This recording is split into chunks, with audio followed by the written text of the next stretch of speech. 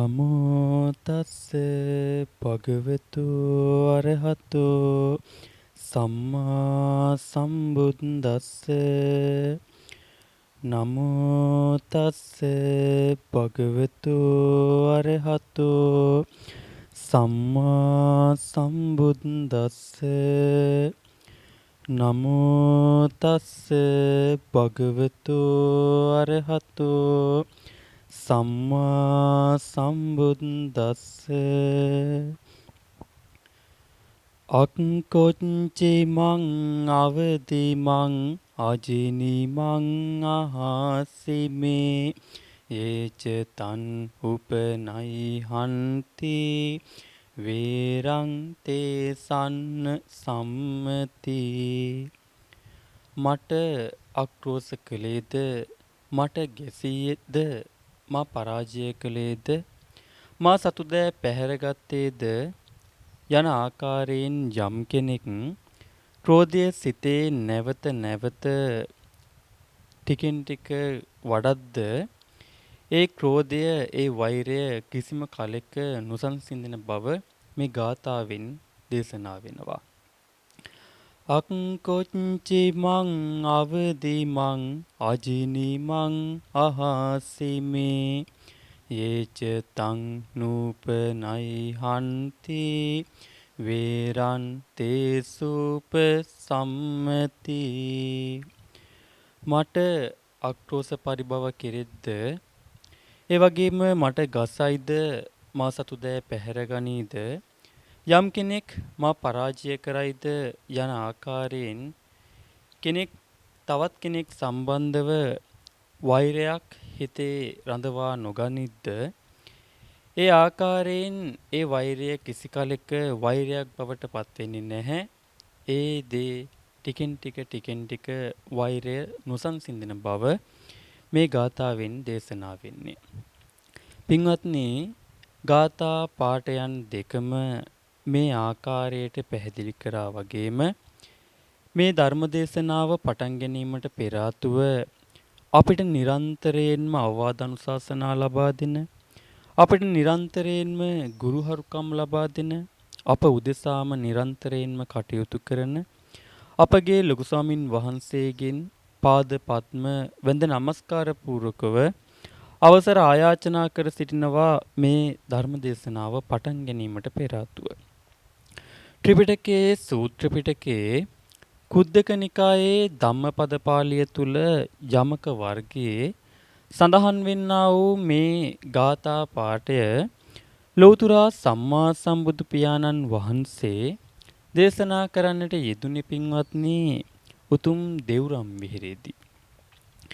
මේ අනේපිට සිටුතුමා දෙව්රම් වෙහෙර සකස් කරලා ලෞතර බුදු පියාණන් වහන්සේට පූජා කරන්නට වුණා.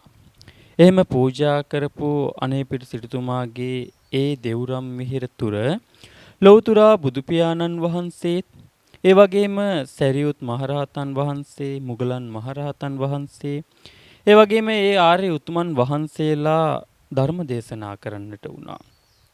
විශේෂයෙන්ම ලෞතර සම්මා සම්බුදු පියාණන් වහන්සේ මේ දේශනාව ඒ ජේතවනාරාමයේ තුල දෙව්රම් වෙහෙර තුල දේශනා කරන්නට උනේ පින්වත්නි තුල්ල තිස්ස කියලා තෙරුන් වහන්සේ කෙනෙක් අරබයා කරගෙන. ඒ තුල්ල තිස්ස තෙරුන් වහන්සේ ලෞතර සම්මා සම්බුදු පියාණන් වහන්සේ ගිහි කාලයේ ඒ උතුමන් වහන්සේගේ පියාණන්ගේ නැගණියගේ පුත්‍රයයි. මේ තුල්ල තිස්ස තෙරුන් වහන්සේ ගිහි ජීවිතය ගත කරලා වයස් අවදීන් එකින් එක ගත කරලා මහලු වයසේදී ශාසනයට ආපු තැනැත්තෙක් පින්වත්නි. එහෙම භික්ෂූත්වය ශාසනයෙන් ලබාගෙන ලෞතර බුදු පියාණන් වහන්සේට ලැබෙන ලාභ සත්කාර, ඒ වගේම ආර්ය උතුමන් වහන්සේලාට භික්ෂුන් වහන්සේලාට ලැබෙන ලාභ සත්කාර, ඒ සියලු දේම විඳදරා ගනිමින් ඒ සියලු දේම පරිභෝජනය කරමින් පරිහරණය කරමින් මේ තුල්ල තිස්ස තෙරුන් වහන්සේ කාලය ටිකෙන් ටික ගත කරන්නට වුණා. මේ තෙරුන් වහන්සේගේ නම තිස්ස. බුදු පියාණන් වහන්සේටත් ඒ වගේම ඒ හිටිය භික්ෂුන් වහන්සේලාටත් ලැබෙන්නා වූ ඒ දානය පරිස්කාර එවැනි දේවල් පරිහරණය කරලා දානය වළඳලා කිසිම භාවනාවක යෙදෙන්නේ නැතුව එහෙම කාලය ගත කරපු නිසාවෙන් මේ තිස්ස කියන තෙරුන් වහන්සේ ස්තුල ස්වභාවයට හෙවත් මහත් වෙන්නට පටන් ගත්තා.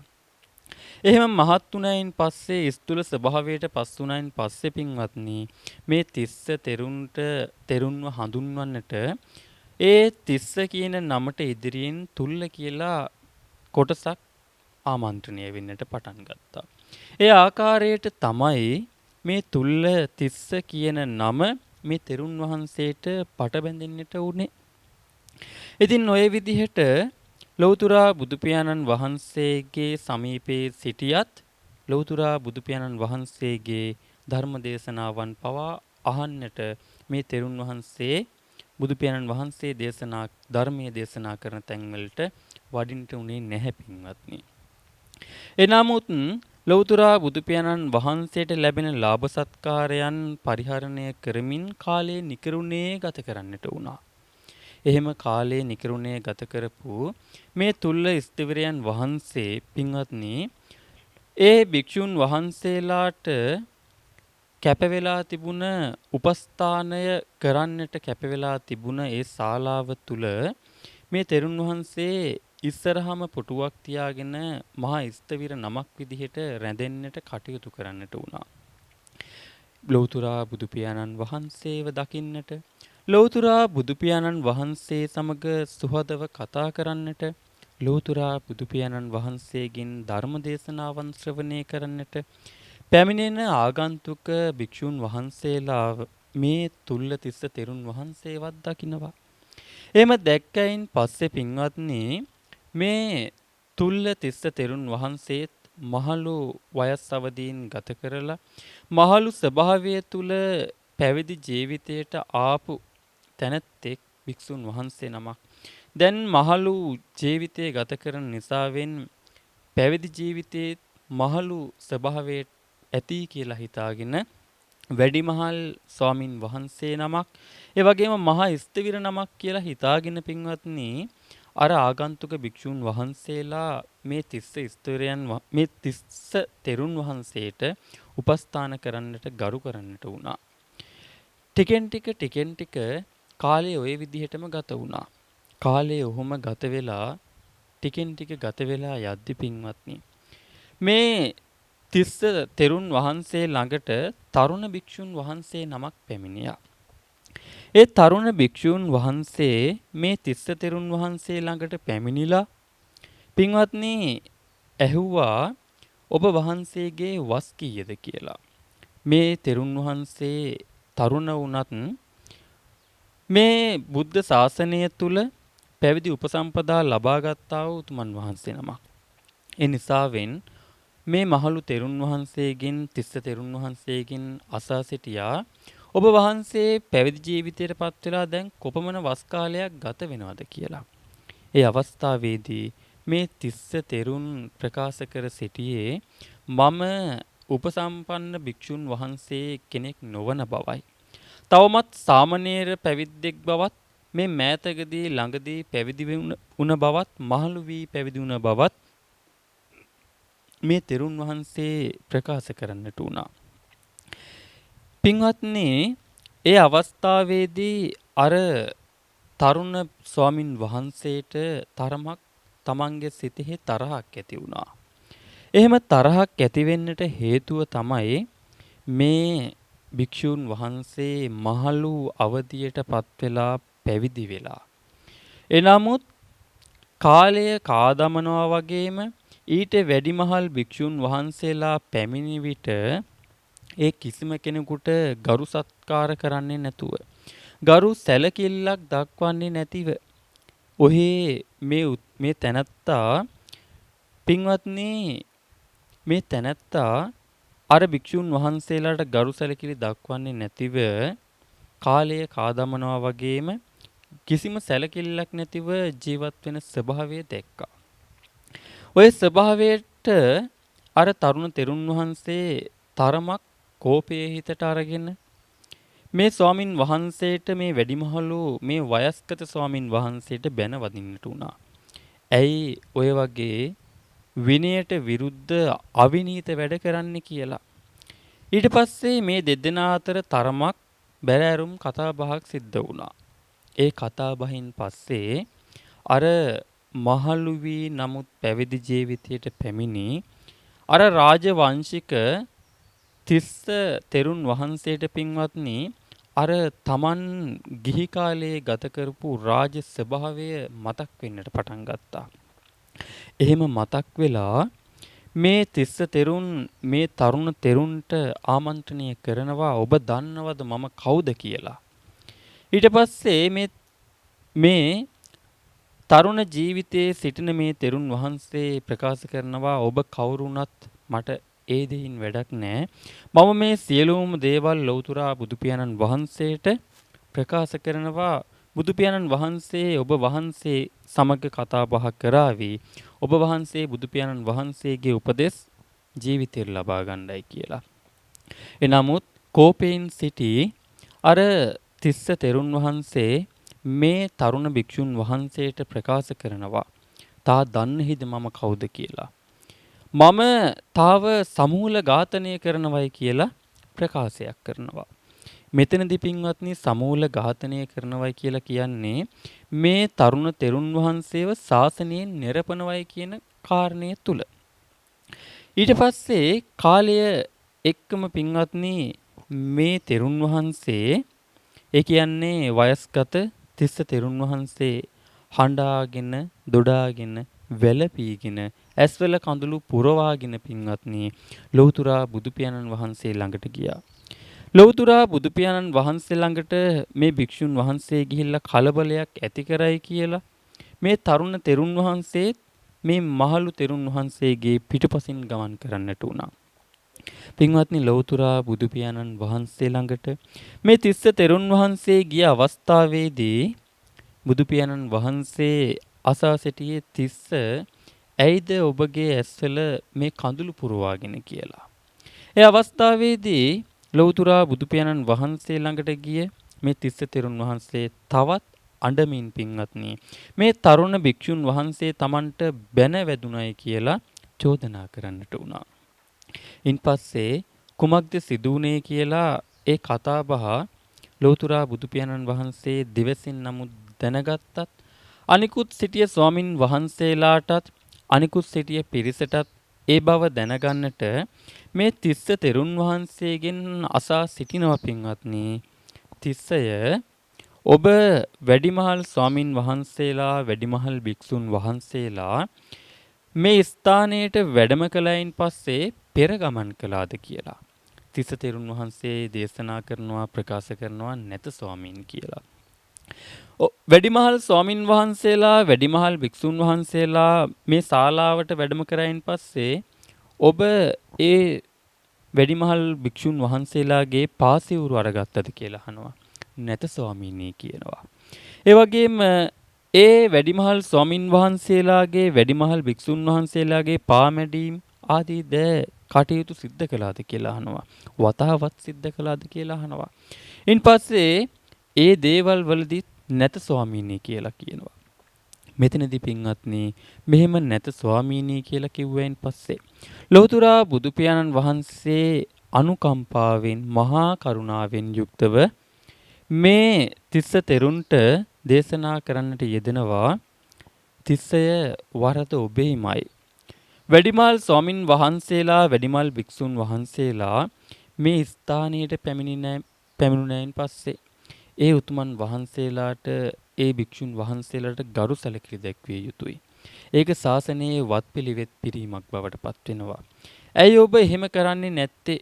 ඔබ මේ ස්වාමින් වහන්සේකින් ඒ වගේම අනිකුත් භික්ෂුන් වහන්සේලාගෙන් සමාව අරගත යුතුයි කියලා ලෞතුරා සම්මා සම්බුදු පියාණන් වහන්සේ මේ තිස්ස තෙරුන් වහන්සේට දේශනා කරනවා. මේ අවස්ථාවේදී පින්වත්නි අර තිස්ස තෙරුන් වහන්සේ ප්‍රකාශ කරනවා මම සමාව ගන්නේ නැහැ. මේ තරුණ භික්ෂුන් වහන්සේ මට බැන්නා. මට ආක්‍රෝෂ පරිභව කළා. මම සමාව ගන්නේ නැහැ. මට සමාව ගන්න බෑ කියලා. ඒ අවස්ථාවේදී පින්වත්නි ලෞතර බුදු පියාණන් වහන්සේ දේශනාවක් කරනවා මේ තෙරුන් වහන්සේ සමාව ගන්නේ නැහැ කියන කාරණය තුල. සමාව ගන්න තිස්සේ කියද්දී සමාව ගත්තේ නැති මේ තැනැත්තා මේ භික්ෂුන් වහන්සේ පින්වත්නි මේ ආකාරයට ඊතර රැඳිලා සිටිද්දී අර තරුණ භික්ෂුන් වහන්සේ ප්‍රකාශ කරනවා ලෞතර බුදු පියාණන් වහන්සේ ස්වාමීනි මේ තිස්ස තෙරුන් හරිම හිතුවක්කාරයි හරිම මුරණ්ඩුයි මේ මුරණ්ඩු වෙච්ච හිතුවක්කාර වෙච්ච මේ තිස්ස තෙරුන් වහන්සේ වැඩිමල් ස්වාමින් වහන්සේලාට ගරු සැලකිලි දක්වන්න වතාවත් වත් පිළිවෙත් පුදන්න දන්න කෙනෙක් නෙවෙයි. ඒ වගේම සමාව ගන්න හිත නැමිච්ච කෙනෙක් නෙවෙයි කියලා අර තිස්ස තෙරුන් වහන්සේ ඉදිරියේදී අර තරුණ භික්ෂුන් වහන්සේ ප්‍රකාශ කරනවා. ඒ අවස්ථාවේදී ඒ පුංචි කතා පුවත ආරම්භයලා ලෞතර සම්මා සම්බුදු පියාණන් වහන්සේ අතීතයේ සිද්ධ වෙච්ච තවත් එක් කතා පුවතක් මේ තැනත්තන්ට මතක් කරන්නට වුණා. භික්ෂුන් වහන්සේලාට ලෞතර සම්මා සම්බුදු පියාණන් වහන්සේ දේශනා කරන්නේ මහණෙනි මේ තිස්ස කියන මේ තෙරුන් වහන්සේ අද පමණක් නොවේයි හිතුවක්කාර වැඩ කළේ අද පමණක් නොවේයි මෙහෙම සමාව නොගත්තේ මීට අතීතයේ පෙර භවවලදීත් පින්වත්නි මේ විදිහටම මෙවැනි ක්‍රියාදාමවල සිද්ධ කරලා සමාව ගත්තේ නැති තැන්වලදී තමන්ම අප්‍රසාදයටත් තමන්ගේම අයහපතටත් ඒ කරුණු හේතුණයි කියලා ලෞතර බුදු පියාණන් වහන්සේ අතීතයක් පිළිබඳව පාපොච්චාරණයක් කරන්නට වුණා. අන්නේ ඒ වෙලාවේදී ලෞතර බුදු පියාණන් වහන්සේගෙන් භික්ෂුන් වහන්සේලා ඉල්ලා සිටින්නට වුණා ස්වාමීනි භාග්‍යවතුන් වහන්සේ ඔබ වහන්සේ දකින්නා වූ අතීතය අපිට නොපෙනෙන්නා වූ අතීතය ඒ අතීතයේ එක්තරා භවයක සිද්ධ වුණා වූ ඒ සංසිද්ධිය ඒ සිදුවීම අපිට දැනගන්නට ආසයි අපිට ඒ සිදුවීම ප්‍රකාශ කරන්න දේශනා කරන්නයි කියලා. ලෞතර බුදු පියාණන් වහන්සේගෙන් එවැනි ඉල්ලීමක් කරායින් පස්සේ ලෞතර බුදු පියාණන් වහන්සේ ඒ අතීත කතා පුවත මතක් කරන්නට උනා පින්වත්නි. මේ අවස්ථාවේදී ලෞතර බුදු පියාණන් වහන්සේ අර භික්ෂුන් වහන්සේලා අරපයා දේශනා කරනවා එවත්නි අතීතයේ බරණැස් නුවර රජුරු කෙනෙක් රාජ්‍ය කරන කාලයකදී ඒ බරණැස් නමින් රජ බවට පත්වෙච්ච රජතුමාගේ යුගයේදී එක්තරා දවසක ඉර පායන්නේ නැති දවසක් බවට පත් වුණා. ඒ කියන්නේ රාත්‍රිය ගෙවිලා ගත වෙලා සාමාන්‍යයෙන් ලෝකයේ තුල ඉර උදාව බවට පත් වෙනවා. නමුත් එදා දවසේදී ඉර නැගීමක් සිද්ධ වෙන්නේ නැති ස්වභාවයක් ඒ දවස පුරාවටම පින්වත්නි ගත වෙන්නට සිද්ධ වුණා. ඊට පස්සේ මේ විදිහට ඉර පායන්නේ නැත්තේ ඇයි කියලා රටවැසියන් හොයලා බලද්දි රජතුමාට ගිහිල්ලා චෝදනා කරන්නට උනා රජතුමනි ඔබ රාජ්‍ය කරන කාලයේදී බලන්ඩ මෙවැනි සිදුවීම් පවා සිද්ධ වෙනවා අපිට අපේ වැඩ රාජකාරි සිද්ධ කරගන්න ඉර පායන්නෙත් නැහැ කියලා. රජතුමා පින්වත්නි මේ පිළිබඳව තමන්ගේ දෝෂයක් ඇද්ද රාජ්‍ය තුල දෝෂයක් ඇද්ද මෙවැනි ආකාරයට මේ කරුණු හොයලා බලන්න උනා එකින් එක. නමුත් තමන්ගේ දෝෂයක් නැති බවත් රාජ්‍ය තුල දෝෂයක් නැති බවත් මේ අයගේ වැරද්දක් නැති බවත් තේරුම් ගත්තේ මේ රජතුමා මේ රාජ්‍යයට පැවිද්දන් ආවාදයි සොයා බලන්නට වුණා. මේ රාජ්‍ය තුල පැවිද්දන් එන්නේ පින්වත්නි රාජ්‍යයට පැවිද්දන් ආවයින් පස්සේ ලැබුම් හල් විදිහට භාවිතා කරන්නේ ඒ කාලය තුල වලන් හදපු තැනැත්තෙක් හිටියා. මේ වලන් හදපු තැනැත්තාගේ ශාලාව තුලයි. ඉතින් මෙවැනි පැවිද්දන් මේ ශාලාවේ සිටිද්දැයි සොයලා බලද්දී මේ ශාලාව තුල පින්වත්නි නාරද කියලා තාපසවරයෙක් වගේම දේවල කියලා තාපසවරයෙක් වැඩ වාසය කරන බව මේ රජතුමා දැනගත්තා. ඊට පස්සේ මේ රජතුමා එලි අරගෙන ඒ වගේම ඇමතිවරුන් තමන්ගේ හිතවත් පිරිස රාජපුරුෂයන් මේ ගම්වැසියන් නගරවැසියන් රැස් කරගෙන මේ ශාලාව වෙතට ගමන් කරන්නට වුණා පින්වත්නි. එහෙම ගමන් කරයින් පස්සේ ශාලාව ඇතුළට පැමිණිච්ච රජතුමා අර නාරද කියන තාපසතුමාට වන්දනා කරලා ඒ නාරද කියන තාපසතුමා ගාවින් ඉඳගත්තා. ඉඳගෙන ඇහුවා නාරද තාපසතුමනි කුමක්ද මේ ඉර උදා වෙන්නේ නැත්තේ? ඇයි මේ ඉර උදා වෙන්නේ නැත්තේ කියලා ඇහුවයින් පස්සේ නාරද කියන තාපසතුමා පින්වත්නි අමුතු ප්‍රකාශයක් සිද්ධ කරන්නට වුණා. ඒ ප්‍රකාශය ඇතුලේ මහා ගොනු වෙච්ච ලොකු කතාවක් තියෙනවා. ඒ තමයි දේවල කියන තාපසතුමා හිමාල කඳුවැටියේ හිමාල වනාන්තරයේ මාස 8ක් පුරාවටම භාවනා කරලා බවුන් වඩලා තාපස ජීවිතය තුල ජීවත් වෙන තැනැත්තෙක්. මේ දේවල තාපසතුමා ඒ හිමාලය තුල මාස 8ක් පුරාවටම භාවනා කරලා ඉන්පස්සේ මාස 4ක් නුවරට පැමිණෙනවා පින්වත්නි ලුණු ඇඹුල් සහිත ආහාර රැගෙන යන්නට ආහාර ගන්නට. එතකොට මෙහෙම ඇවිල්ලා එදා රාත්‍රියේදී මේ වලන් හදන තැනැත්තාගේ ශාලාවේ නතර වුණා. එහෙම නතර වුණයින් පස්සේ මේ දේවල තාපසතුමා ඒ වලන් හදන තැනැත්තාගේ ශාලාවේ කටයුතු කරමින් කියලා කියන්නේ මෙතන නිදහසේ සිටමින් කාලය ගත කරන්නට වුණා. ඉන්පස්සේ නාරද කියලා තවත් තාපසවරයෙක් ඒ හිමාල කඳුවැටින් පැමිණිලා මේ ශාලාවේ හිමිකාරයාගෙන් ඇසුවා අද රාත්‍රියේ මට මේ ශාලාවේ ලැබුම් ගන්නට පුළුවන්ද කියලා නතර වෙන්නට පුළුවන්ද කියලා. අර තැනැත්තාත් බේරෙන්නට ඕන නිසාවෙන් මම තවත් එක් තාපසවරයෙකුට රාත්‍රිය ගත කරන්නට ශාලාව බාර දීලා තියෙන්නේ.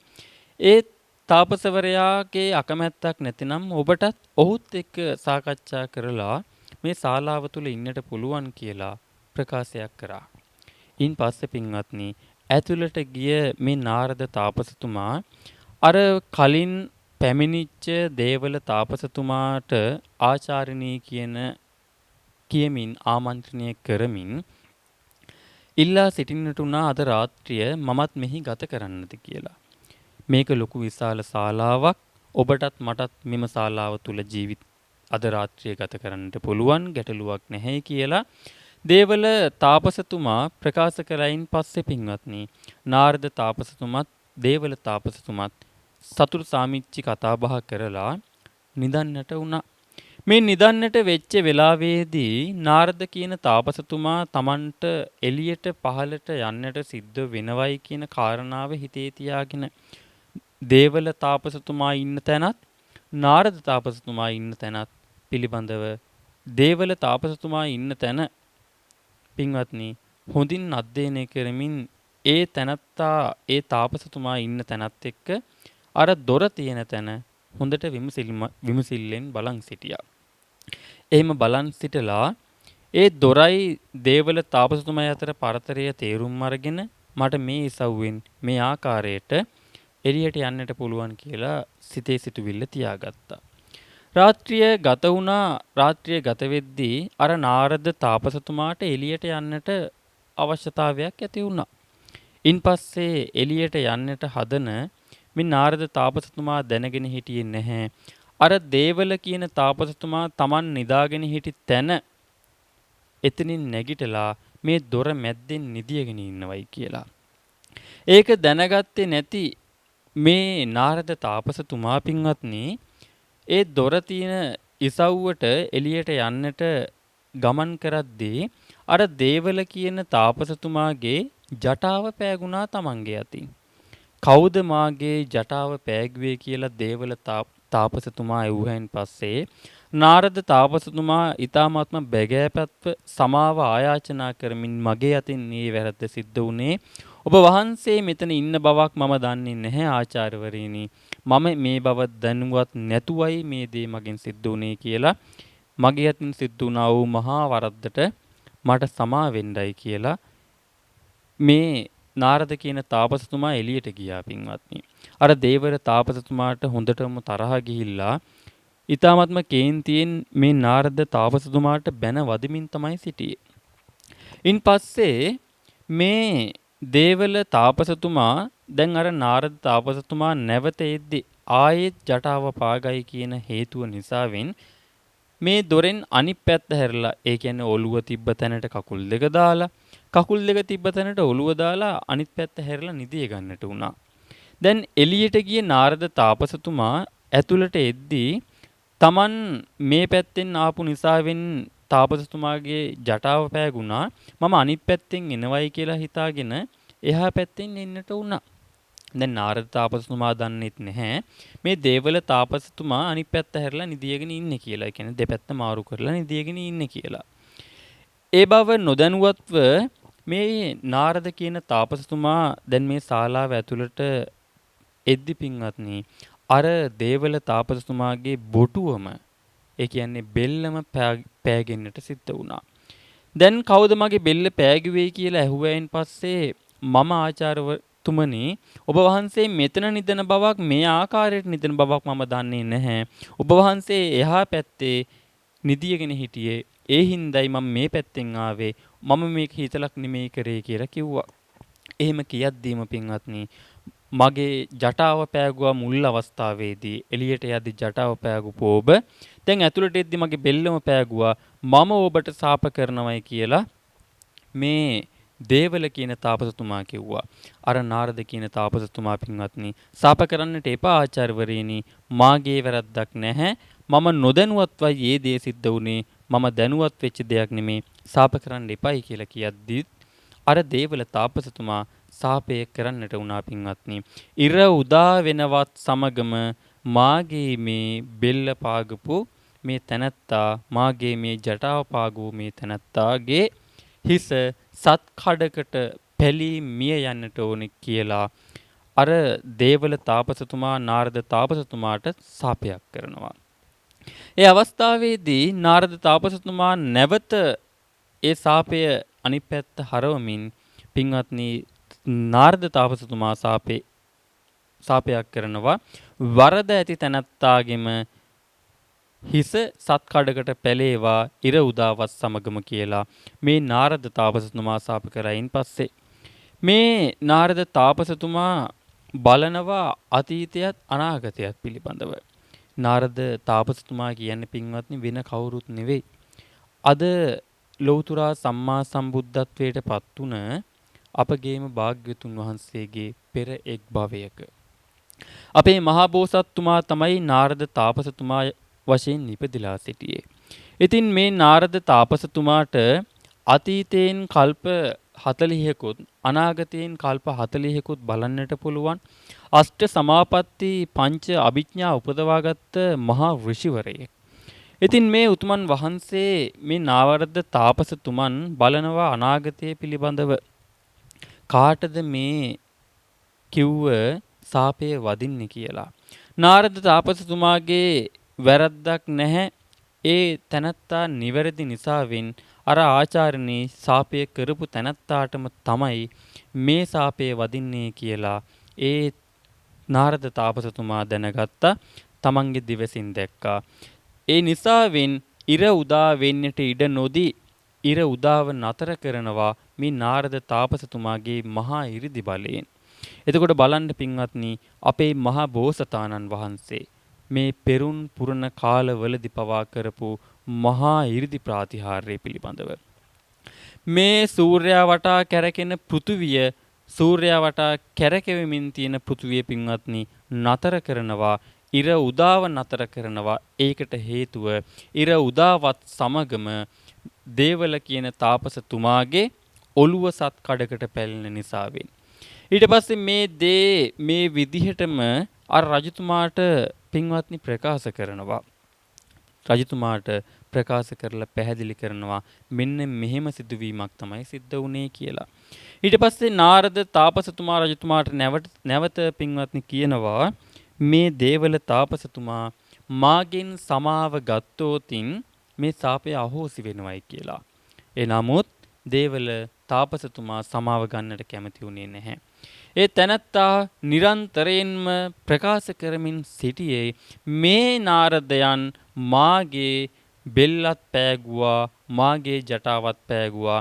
එහෙම මාව පාගපු මේ නාරද තාපසතුමාගෙන් මම සමාව ගන්නේ නැහැ කියලා. ඒත් වැරද්ද කුමක්ද වැරදි නැත්තේ කවුද කියලා හොයාගන්නට බැරි වෙච්ච මේ දේවල කියන තාපසතුමා වැරදි කියලා Tamanට තේරුම් ගන්නටත් බැරි වුණා පින්වත්නි.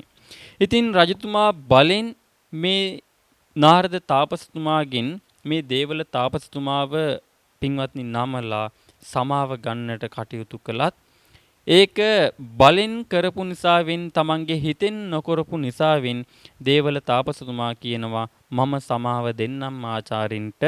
හැබැයි මේ නුවර එක්තරා විලක් තියෙනවයි කියලා ඒ විල පෙන්නලා ඒ නාරද තාපසතුමා ප්‍රකාශ කරනවා ඒ විලට මේ දේවල තාපසතුමාව බස්සන්න. එහෙම බස්සලා මේ දේවල තාපසතුමාගේ ඔළුව මත හිස මත විශාල මැටි ගුලියක් රඳවන්න. එහෙම රඳවලා මම ඉරදිය අතහරිද්දීම ඉර උදාව ආරම්භ වෙනවා. ඒ ඉර උදාව ආරම්භ වෙද්දීම මේ දේවල තාපසතුමාට අර ජලයෙන් යට යන්න කරවටක් ගිල්වලා තියෙන මේ දේවල තාපසතුමාව ඉතුරු ටිකක් ජලයෙන් යට යන්න ජලයෙන් යට යනවා සමගම ඔළුව උඩ හිස උඩ තියෙන අර මහා ගුලිය මැටි ගුලිය පින්වත්නි සත් කඩකට පැලෙන්නට වෙනවයි කියලා නාරද තාපසතුමා ප්‍රකාශ කරනවා. රජතුමා මේක මේ විදිහටම සිද්ධ කරනවා. ඒ අවශ්‍ය තැනට ඒ පොකුණට ඒ විලට මේ තැනත්තාව අරගෙන යනවා. මේ දේවල තාපසතුමාව අරගෙන ගිහිල්ලා කරවටක් මේ දේවල තාපසතුමාව පින්වත්නි අර විලේ බස්සවලා පොකුණේ බස්සවලා පින්වත්නි හිස මතින් මහ විශාල මැටි ගුලියක් තියලා අර ඉරිදිය අතහරිද්දීම යටට ඒ කියන්නේ දිය යටට හිස අරගන්නට කටයුතු කරනවා. මේක මේ විදිහටම සිද්ධ වුණායින් පස්සේ පින්වත්නි අර ඉරිදිය අතහරිනවත් සමගම අර දේවල තාපසතුමා Tamanගේ හිස ඒ ජලයේ මතට අරගත්තා. ඒ අරගන්නවා සමගම හිස මත තිබුණ මහා විශාල මැටි ගුලිය සත් කඩකට පැලෙන්නට උනා පින්වත්නි. එතකොට බලන්න අපේ මහා බෝසත්තුමා ඒ බෝසත් අවදිය තුල පවා සිද්ධ කරපු මහා 이르දි ප්‍රාතිහාරයන් පිළිබඳව මොන වගේ ක්‍රියාදාමයන්ද අද කතා වෙන්නේ කියලා. ඉතින් පින්වත්නි මේ විදිහට එදා අතීතයේ මේ තිස්ස තෙරුන් වහන්සේ දේවල තාපසතුමා වෙලා හිටියා. දේවල තාපසතුමා වෙලා හිටියේ මේ තිස්ස තෙරුන් වහන්සේ අතීතයේ සමාව ගත්තෙත් නැහැ. එතනින් විනාශයටපත් වුණා වගේම ඒ සිටිය මිනිස්සුන්ගේ අප්‍රසාදයටපත් උනායි කියලා පින්වත්නි එදා ලෞතර බුදු පියාණන් වහන්සේ දෙව්රම් වෙහෙර වැඩ සිටිමින් මේ තිස්ස තෙරුන් වහන්සේ අරබයා දේශනා කරා ඒ අතීත කතාව. මේක මේ විදිහට දේශනාව ශ්‍රවණය කරපු තිස්ස තෙරුන් වහන්සේත් ඒ වගේම තවත් බොහෝ භික්ෂුන් වහන්සේලා ලෞතර බුදු පියාණන් වහන්සේගේ මේ දේශනාවෙන් පස්සේ ඒ කියන්නේ මේ අතීත කතාව දේශනා කරලා එය පැහැදිලි කරලා පින්වත්නි ඉන්පස්සේ චතුරාර්ය සත්‍ය දේශනා කරනවා. ඒ චතුරාර්ය සත්‍ය දේශනාව අහපු ඒ බොහෝ භික්ෂුන් වහන්සේලා සෝවාන් ආදී මාර්ගඵලයන් ලබා ගන්නට ඒ ලෞතර බුදු පියාණන් වහන්සේ ජීවමාන කාලයේදීම පින්වත්නි ඒ උතුමන් වහන්සේලාට හැකියාව ලැබුණ පින්වත්නි. ඉතින් මෙතනදී ඒ Tamanගේ හිතේ වෛරය, ක්‍රෝධය තියාගෙන නිරන්තරයෙන්ම ජීවත් වෙන තැනැත්තාට කවමදාකවත් ඒ වෛරය, ක්‍රෝධය නිසාවෙන් ඒ වෛරය අතහරින්නට බැහැයි කියලා බුදුපියාණන් වහන්සේ පැහැදිලි කරා. වෛරයක්, ක්‍රෝධයක් හිතේ තිබුණත් ඒක ඒ හිතට ආපු තරහා ඒ සිතුවිල්ල තරහා සිතුවිල්ලක් බව හඳුනගෙන මේක අකුසල් සහගත සිතුවිල්ලක් බව හඳුනගෙන මේක සංසාරේ මහා භයානකත්වයට හිමි වෙන්නා වූ මහා භයානක සිතුවිල්ලක් බව හඳුනගෙන ඒ සිතුවිල්ල දුරු කරන්නට උත්සාහ කරන ඒ භික්ෂුන් වහන්සේලා ඒ වගේම ගිහි පින්වතුන් පවා පින්වත්නි මේ ඒ අකුසල් සිතුවිලි ටිකෙන් ටික ප්‍රහාණය කරමින් ඒ අවෛරී සහගත සිතුවිලි ඒ අක්‍රෝධ සහගත සිතුවිලි ද්වේෂ සහගත සිතුවිලි ටිකෙන් ටික ප්‍රහාණය කරන්නට වෙනවයින් පින්වත්නි. එහෙම ප්‍රහාණය කරද්දී ඒ අක්‍රෝෂ එවැනි සිතුවිලි නැවත අපේ චිත්තය තුළට සිත තුළට එන ස්වභාවය අඩු වෙනවා. ඒක සංසාරයට බලපාන්නේ ඒ එවැනි දේවල් කුසල් සහගත බවට පත් වෙනවා. ඒ කුසල් සහගත බවට පත්වීමෙන් පින්වත්නි තමන්ට ඒ දේවල් තුලදී සංසාරයේ දික් කරගන්නට නෙවෙයි සංසාරයේ කිටි කරගන්නට හැකියාව බවට පත් වෙනවයි කියලා ලෞතර බුදු පියාණන් වහන්සේදා ඒ හිටිය භික්ෂුන් වහන්සේලාට දේශනා කරන්නට උනා. එතකොට අක්‍රෝධ සහගත සිතුවිලි, ද්වේෂ සහගත සිතුවිලි අපේ හිතවල තියෙනවා නම් අපි ටිකින් ටික ඒ දේවල් දුරු කරන්නට උත්සාහ කරන්නට ඕනේ. ඒ දේවල් වලින් ඈත් වෙන්නට උත්සාහ කරන්නට ඕනේ. එවැනි දේවල් ඈත් කිරීම තුළ අපේ හිත නිරන්තරයෙන්ම කුසල් සහගත සිතුවිලි වැඩෙන්නට පටන් ගන්නවා සිත තුළ. එවැනි කුසල් සහගත සිතුවිලි නිසාවෙන් අපිට ධර්ම මාර්ගය තුළ සංසාරයේ තුල බොහෝ ඈතකට නොගොස් මේ ධර්ම මාර්ගයේ හැසිරීලා සංසාරයේ කෙටි කරමින් චතුරාර්ය සත්‍ය ධර්මය අවබෝධ කර ගැනීමට පවා ඒ කුසල් සහගත සිතුවිලිම හේතු වෙනවයි කියලා ලෞතර බුදු පියාණන් වහන්සේ මේ දේශනාව තුල දේශනා කළා පින්වත්නි. එනම් ඔබටත් දේශනා කරන අවසාන ප්‍රකාශයේ විදිහට දේශනා කරන්නේ තමන් ගාව තියෙනා වූ ඒ අකුසල් සහගත සිතුවිලි ඒ අයහපත් සිතුවිලි ටිකෙන් ටික අඩු කරන්න. එහෙම අඩු කරලා සංසාර ගමන කෙටි කරන්න උත්සාහ කරන්න. එහෙම කෙටි කරමින් ධර්ම මාර්ගෙම හැසිරීලා උතුම් චතුරාර්ය සත්‍ය ධර්මීය අවබෝධයට මේ සියලුම දේවල් හේතු කරගන්න. අද මේ දේශනාවත් ඒ චතුරාර්ය සත්‍ය දේශනාවටම චතුරාර්ය සත්‍ය ධර්මීය අවබෝධයටම ඒකාන්තයෙන්ම හේතු වේවා කියලා සියලු දෙනාටම ප්‍රාර්ථනා කරනවා පින්වත්නි. හොඳයි සියලු දෙනාටම තෙරුවන් සරණ ලැබේවා.